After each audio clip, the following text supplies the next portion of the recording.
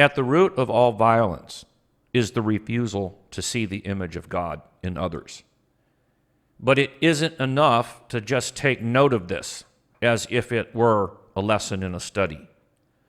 It has to take root in the soul and bear fruit in our day-to-day life. The evil of racism is a violence against the image of God, and it doesn't just appear out of nowhere. It creeps up on us in the silence of those who notice it but say nothing. Are we among those who notice it in small things and say nothing? Those small things pile up and become big things, and then someone lights a match.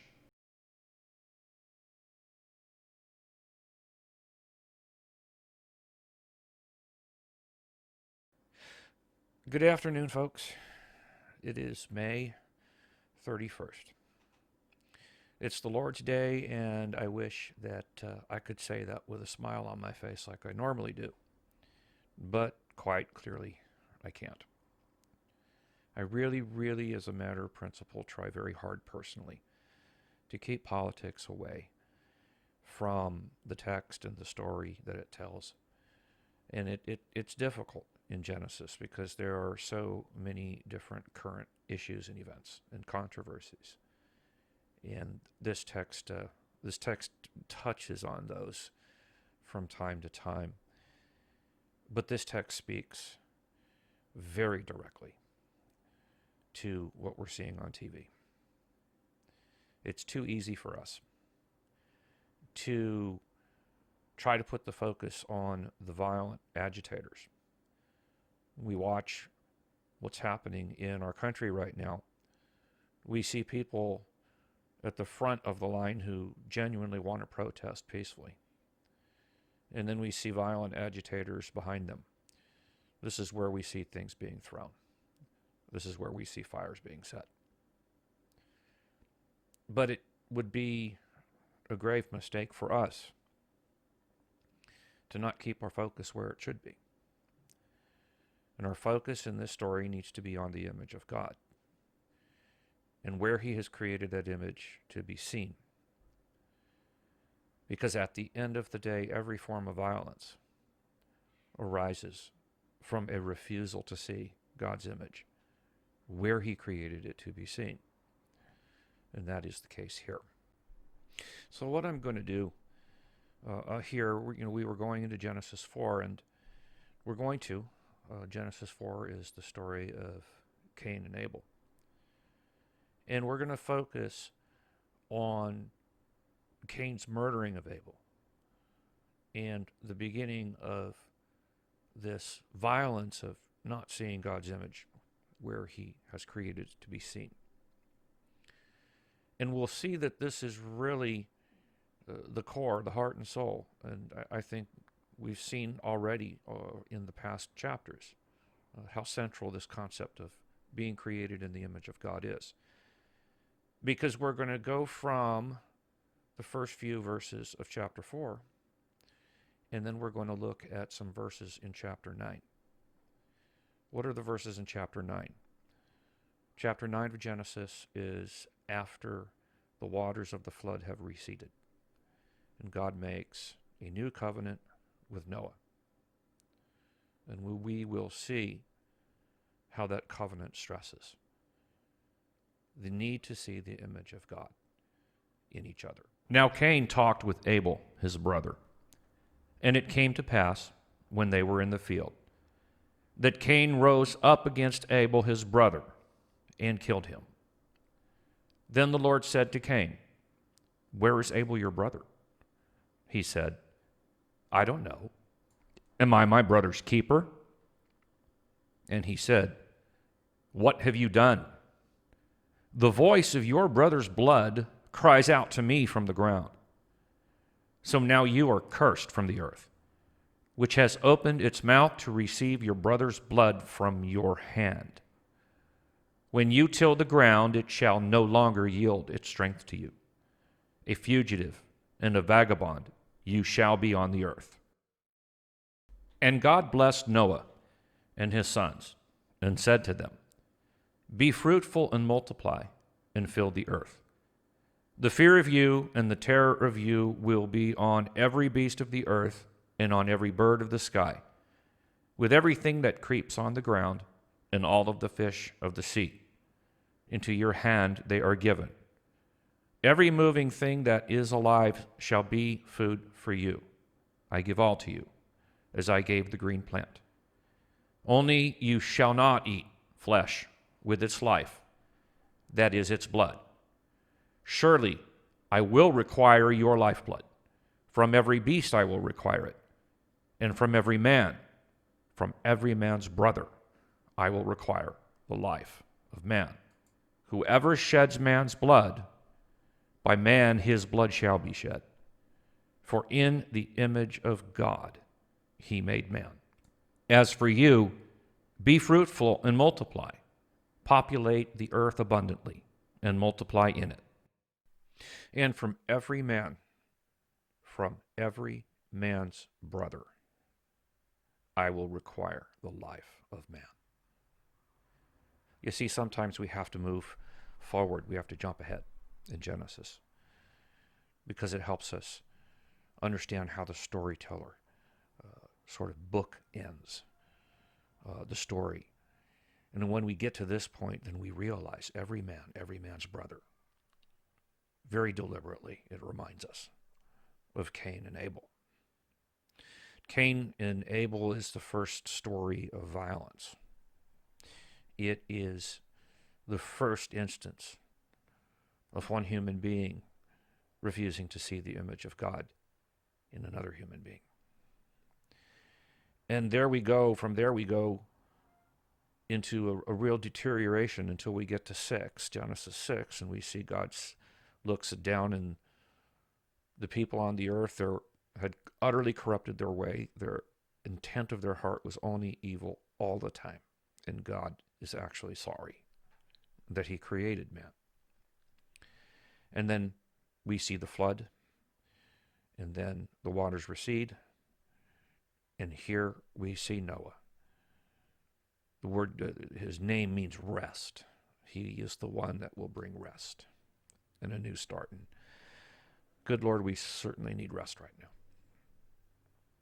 We go back to chapter 4, and we'll see a genealogy from Cain to Tubal-Cain. And we'll see a genealogy from Seth to Noah. The genealogy of Cain is a genealogy of violence. Essentially, it is a genealogy of refusing to see the image of God where he has created it to be seen. And then the genealogy of Seth is a genealogy of redemption. When we get there, we will see that there are 10 names, and each lived a certain number of years, and we're not going to get worked up over the years. They had sons and daughters, and then they died. There is a genealogy called the Sumerian royal genealogy. The years are even more fantastic. And there are 10 names of 10 kings in the Sumerian royal genealogy. And the difference that the Bible story has for us is it shows us that God is going to redeem the heavens and the earth, not through kings and queens. He's not going to use politicians and famous people. He's not going to use superheroes. And the reason I say superheroes is because the literature of the ancient Near East was very much like that. You had stories of, men of renown and famous people that went to live by the mouth of the rivers and became immortal and became like the gods. Those are the people that the ancient literature looked to as heroes. Well, the heroes of the genealogy of redemption are going to be ordinary people who lived, had sons and daughters, and then they died. Sounds like you and me now, doesn't it? It's supposed to. We're supposed to be able to see the pattern of our life in that genealogy and realize that the claim to the historical claim to the redemption of the heavens and the earth is ours, yours, mine. Not famous people, not politicians. Yours and mine. we need more than ever to own this majestic, spectacular role that God has provided to us. That in the ordinary day-to-day goings about, that we would learn to be the image of God in our world. And that's going to ask something of us from time to time that's going to be uncomfortable. What it means is that when we see something like this, that we don't let this build up. This did not just happen overnight. This guy, this dirty cop, I'm not even going to use his name. He didn't just wake up one morning and decide, I think I'm going to go kill a black man today. That sort of thing came little by little by little by little. I personally do not believe that the other officers in that precinct had not seen that little by little by little by little. The problem is they said nothing. I'm probably guilty of the same thing if I were to go back and exercise at least a moderate amount of self-awareness. And so being the image of God in this world is not just smiling and saying hello. Sometimes it's hard. Sometimes it just simply means we're not going to stand by and watch one person treat another person differently because of their race. And that we stop the little things before they build up into big things. Because we see what happens when they build up into something big. Then someone lights a match. And here we are. I apologize to everyone. You may come to this channel for encouragement, and that's what I've been hoping to offer. This time of COVID-19, my hope was to come back to this love that I have for Genesis. And let these stories speak peace and encouragement into a very difficult time when we really feel like nature is turning against us with this disease. And the text, when we let our stories, when we take the text, the stories that the text is telling, we let those stories come in and intrude, if you will, on our stories. And we let our stories come in and help us inform our perspective in the story here. I really do believe that the author of Genesis wants us to see ourselves as his audience, and he wants us to realize that he is entertaining our perspective as his audience. Well, our perspective is in flames right now. Our perspective is burning to the ground all around us. That's our story. We have to bring it in as we read the text of Genesis and we listen to it tell its story. This is the story of little by little, piece by piece, increment by increment, of a taking away of the image of God from one to another. And that really runs to the core of what racism is, the refusal to see a fellow human as a fellow human, the refusal to see that fellow human as bearing that image of God just as we do. So let us learn from this. And I do apologize once again. I much prefer to keep the politics out of the text, but sometimes current events require that we speak to these things.